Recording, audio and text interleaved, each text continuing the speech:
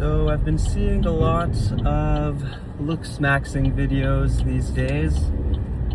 Clavicular, or now I guess as is known, vehicular, is on my feed quite a bit. So I wanted to share some of my thoughts on looksmaxing, and actually this video is going to be a critique of looksmaxing. But before that, let me share what I like about it, because there's a lot that I do like. And the main thing I like about looksmaxing is that, I'm sorry, I'm driving, so I have to be careful, the roads are not good, is that it honestly acknowledges, oh shit, sorry about that, the phone fell from its case. What was I saying?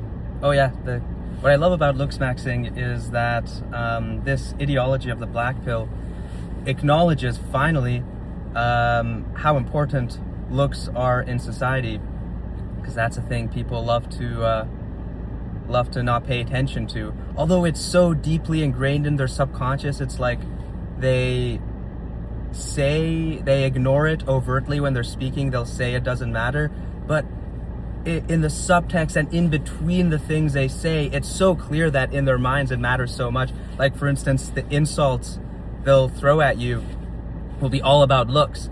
Well, if looks don't matter, if you're so virtuous as you claim, why are your insults all about looks? So anyways, I think it's a really great thing for sort of the cultural zeitgeist to be thinking about this concept of lookism, discrimination based on someone's appearance for both men and women and everyone. So yeah, that's a great thing about looksmaxing, is that, and the black pill ideology, is that it brings this very real phenomenon to the surface so that we as a society can think about it, integrate it, and decide what type of society we actually want to be. Do we really want to be a society that judges people based on the way they look? I don't think so, and that's really my critique of looksmaxing. It's not looksmaxing itself per se. I actually think from a pragmatic sense it makes sense. Everyone should looksmax purely pragmatically, because we live in a society that advantages you for looking good. So it makes sense pragmatically. But what I really don't understand is, let's say you're an ugly dude or ugly girl, anything, or anyone, even if you're attractive, and you understand lookism and you see the examples of it, why don't you resist it in your mind? Why don't you exercise, I don't mean exercise, but like take away, heal, remove this hierarchical system of valuing some people more than others based on their looks? Why do people, what it's, in a sense, it's like we're enslaved by this way of thinking that devalues us, and then we desire our chains, so to speak. I don't get it. And I would never encourage anyone to change their beliefs or do anything. That's not sort of my ethos. I really don't like trying to influence anyone to do anything. I'm just sharing my thoughts, the way I think about it, and perhaps an invitation to anyone who's listening to also think about it and consider, why the hell are we okay with accepting a paradigm of lookism within our own minds? But so what do I mean by this? Because someone might say, oh, well, it's not just in your own mind. Obviously, like, you're being discriminated against by other people. Yeah, fair enough. But you don't need to reproduce that discrimination for yourself in your own mind. You don't need to assert to yourself that you're low self-worth, that you're not valuable. Because that's what a lot of people in the black pill do. They talk about genetic determinism, which, there's a lot of good points about that. Genetic determinism being the idea that your genetics disproportionately affect the outcomes of your life. People even extend this idea beyond just looks, but to other traits. But that's a whole other story. But the issue is that they take that and then they adopt the hierarchical mindset of implicitly thinking that someone that's more beautiful is inherently a more valuable person than someone who's not. And I really think that's unnecessary, and actually not congruent with virtue. Someone might say, well, on what basis can you claim that it's unnecessary? Because obviously in the natural order of reality, you have hierarchy because there's things that we value. We value looks in this case for its reproductive benefits, let's say, evolutionarily. And whenever you have things that you value, you have a hierarchy that forms, whatever. So that's a very fair argument. But the reason I think that it's unnecessary and very counterproductive is because of actually kind of a spiritual or religious concept. And I'm sorry if someone's listening to this and is more secular, but simply because of the fact that the energy of universal love exists. And this energy of universal love seems to be, if not the essence of virtue, but at least a central element of it. And I know a lot of people may be listening to this, they'd be like, oh, like what the hell is this universal love? I don't feel it, whatever. But I can assure you this energy exists. You can tap into it. Anyone can tap into it, and you can tap into it independently of external feedback. And I'm not saying this to be like, victim blame, be like, oh, like you shouldn't be depressed if you're ugly and you're being discriminated against. I'm just, my point is that this energy exists in the universe, and this energy is not congruent with, in my opinion, any form of discrimination, and especially such a superficial form of discrimination like judging someone based off their appearance.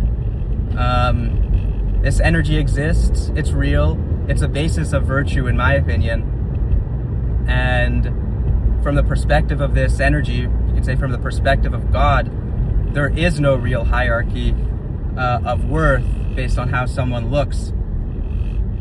And again, let me reiterate, I'm not saying that society doesn't treat people differently based on how they look. Of course that's true. I'm saying, why is it that we reproduce the hierarchy, the discrimination in our own minds, and affirm to ourselves implicitly that someone who's ugly is less valuable?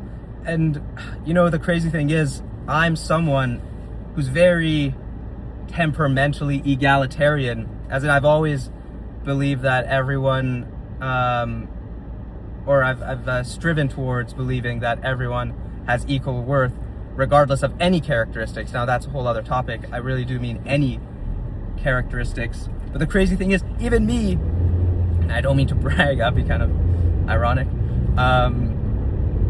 even me, that temperamentally since a kid I've had this value, I still get freaking infected by this lookism idea in my own subconscious. And I realize that when I reflect on, like, oh shit, like even though I don't want to, like I am reproducing in my own psyche the notion that if I were more attractive, I'd be more valuable. If someone's less attractive, they're less valuable, and so on and so forth.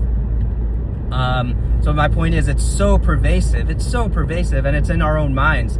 And so my real critique of the black pill and lookism is, why reproduce the hierarchy in your own mind? That part of it's unnecessary. Like, be pragmatic in how you relate to the world. Like, obviously, like, let's say like you're a CIA spy or something. So I don't know, someone where something, is life or death and serious. You're not going to say something like, oh, beauty's on the inside, whatever. You're going to face the reality of the world. And, if you need to seduce someone, you're going to do the techniques to seduce them. It's very simple. You have to be grounded. But, okay, yeah, that's great, I think. But then no need to believe in the hierarchy yourself. And now this goes back to a whole other topic of hierarchy. And I'm really anti-hierarchy.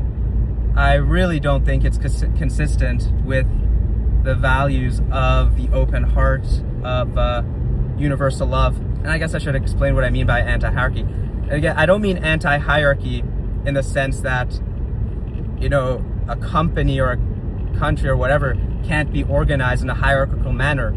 There's an information theoretic necessity to hierarchy, just given the laws of the universe, the laws of mathematics, how information flows You need hierarchies to be efficient. You need a node to control a set of other nodes to control a set of, okay, whatever. The hierarchy I'm talking about is a hierarchy of worth that we create in our own minds, which is so unnecessary. And the question is, okay, why is it unnecessary? Well, first, two reasons. First of all, it's a zero-sum game. Like, if you have this concept of hierarchy in your own mind, oh, I'm gonna let this guy pass. If you have this concept of a hierarchy in your own mind, in order to win, someone else has to lose. It's a pyramid scheme, essentially. And you could even argue it's a negative sum game. So it's just like lose-lose for everyone. So that's reason number one that hierarchy I don't think is good in our psyches. But not necessarily in society or in physical law or whatever. I'm talking about purely psychological.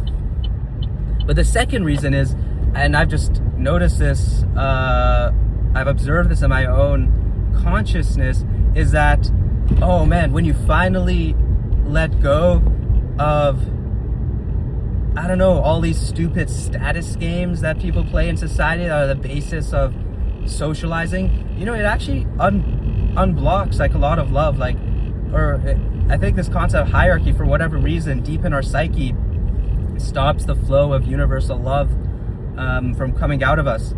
And well, I guess now we're talking about universal love, but why is universal love so important or so essential? Well, really, it kind of redeems everything. Like, really, anything you're sad about, anything that seems tragic in reality. That's a really radical claim, but, the universal love, when you feel it, it's truly redemptive. It's greater than anything you could have imagined or conceived of yourself outside of it. And maybe that's part of what the Christian story is trying to teach people, about love being sort of the source of salvation or something like that. I'm not too familiar with the Christian stuff. I'm much more sort of New Age spiritual myself. But yeah, so that's part of why universal love is essential. Then another interesting point could be from the people within the black pill. I'm sorry if someone's not familiar with this ideology. It might seem foreign, the concepts I use, but a retort they might say, I'm just thinking now, is that oh well, universal love, that's cope, cope. So what does that mean? That means sort of like it's just your way of coping with the real fact that looks matters to such a great extent. Maybe you're ugly, so you need to find another way to cope. But it kind of means more than that. It also kind of means that you're not just coping, but you're denying reality because reality is so harsh or whatever. Well, first of all, you really don't need to deny reality to be in universal love. I know people do that. Obviously, when people are super compassionate and lovey-dovey and stuff, they do deny reality. That's actually a huge problem from people with great intentions. And that's a whole other video. Oh man, that's billions of videos, honestly. Oh shit, what was I saying? Fuck. Oh yeah, we're talking about cope. Yeah, so the concept of cope is more than just, oh, you're using like some concept to medicate yourself and soothe yourself from the harsh reality, but it's also subtly suggesting that you're denying reality itself. And it's actually suggesting a little bit more. This is the key. It's suggesting a little more. It's suggesting that you're denying that the thing you're coping from is actually what matters in reality. I don't know if that makes sense to you. So when someone says, when someone says, oh, you're coping about the nature of lookism, I think what they are implicitly saying, and this goes back to my whole critique, implicitly in their psyche, they're thinking that looks and status and social approval are actually what matters in reality. So you're coping that something else is what really matters. But at the end of the day, we all know that status, looks, socio-sexual validation, and anything else sort of related to that, I don't know, fame, whatever, that's what really matters. But I think when I even say that out loud, you can see how absurd that is, I think, right? I mean, a lot of people they do believe that, and I'm no offense to people, you know, if you believe that. I actually don't mean to attack anyone. I'm really sorry if anything in this video was an attack. Just getting a little passionate. Shoot, what was I saying? I forgot what was I saying. I just got swept up in my compassion driving, and I was like, oh, I'm not attacking anyone. I forget about what the hell I'm saying. Saying something about hierarchies and people. Oh, fuck, I forget. Anyways, I think you get my point. So if I do post this video, please comment what you would rate me out of 10. I'm a 5'6" male. I think you see my face. Tell me if I'm a subhuman, if I'm coping.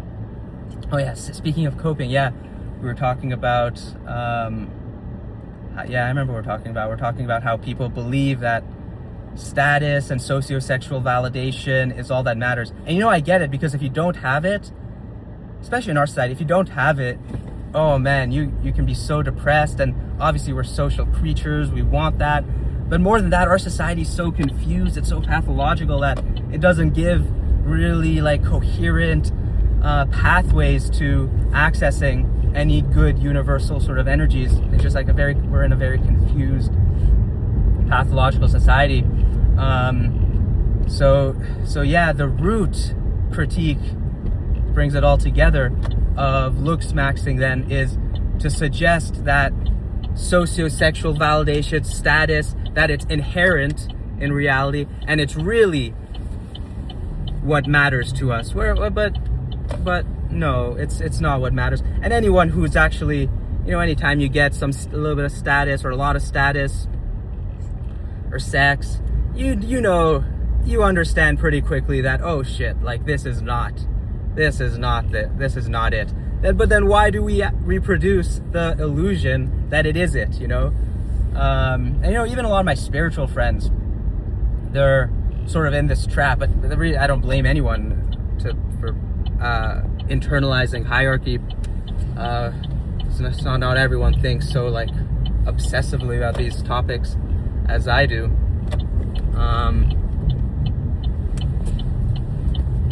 But yeah, sorry, I keep losing my train of thought. Anyways, thank you for listening to this video, a critique of looksmaxing, the black pill, ultimately saying that, is this really what matters, and why do we reproduce these notions in our mind when it's completely unnecessary? I mean, although not doing it is somewhat difficult. But anyways, I'm at work, so I'll end the video. Thank you. Bye.